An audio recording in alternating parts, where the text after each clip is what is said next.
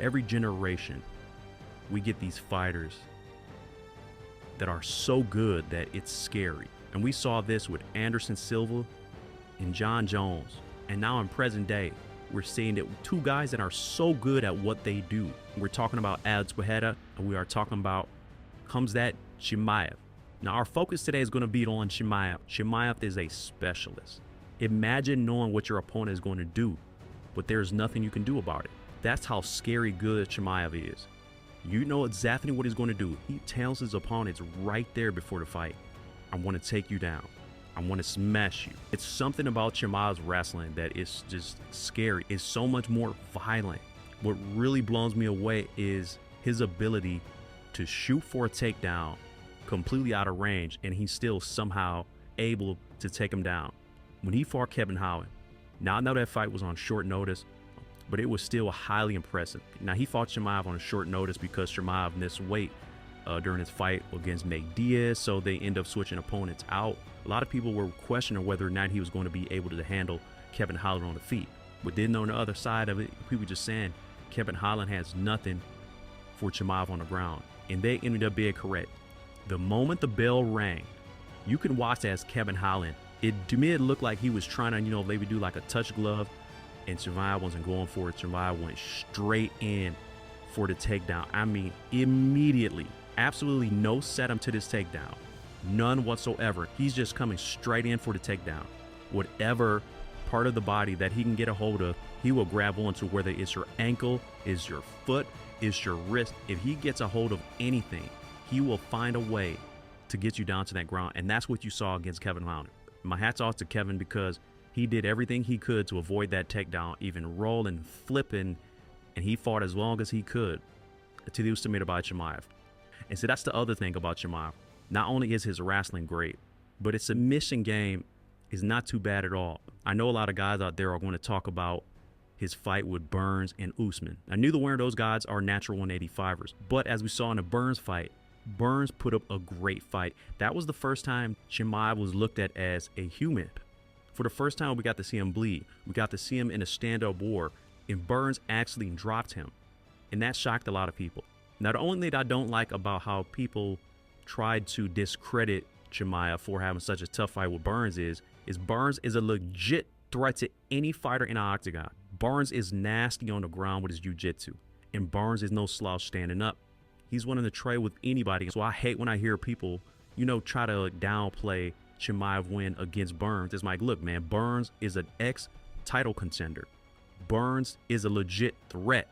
And that Burns fight was a big step up. I felt like that gave Chimaev a lot of experience with somebody from the top 5. And that's what he needed. He needed to be pushed. Now in that fight, Chimaev didn't rely on his wrestling as much, although he did get some takedowns, and some of the takedowns did get stuffed. But I remember after the fight, he said that he did want to show that he's able to trade, that he's not a one-trick pony. And you can see it in that fight that he really was trying to knock out Burns, but Burns is a tough dude. At the end of the day, he still won that fight. Now, the Usman fight was a little bit different because that was on short notice. According to Usman, he was sitting at home on the couch when he got the call, wasn't in training. We are forgetting that Kamaru is a former world welterweight champion. I don't care if he's smaller than Chimaev and not a natural 185er. Usman is legit. So for me, when I watched the fight, I was in shock that it turned out to be a war. And people are forgetting that Usman is a great wrestler. Now, he may not be a Division I wrestler, but he's still a legit collegiate wrestler. And he put on a show against Chimaev.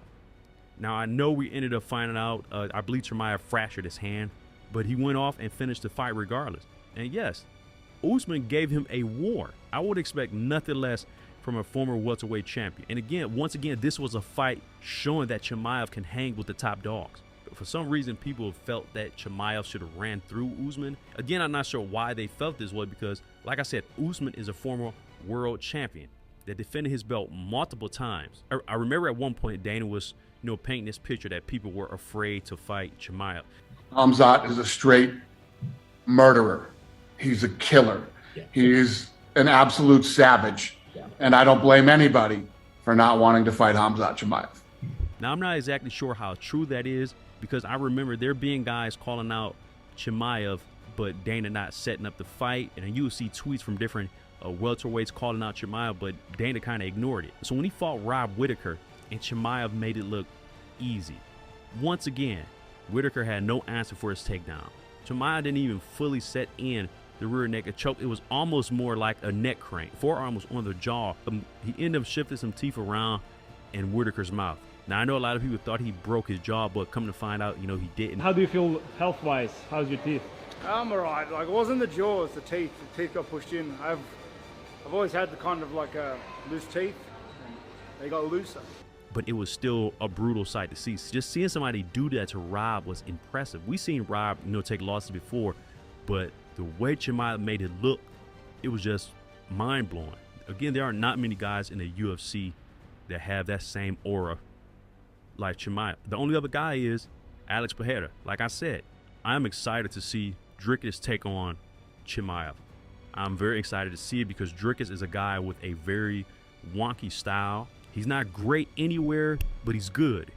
Decent wrestling, decent striking, but will it be enough to stop Chimaev? DDP just said in an interview that he was going to out-wrestle Chimaev.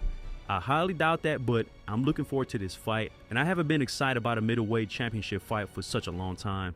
You guys let me know what you think down in the comments below.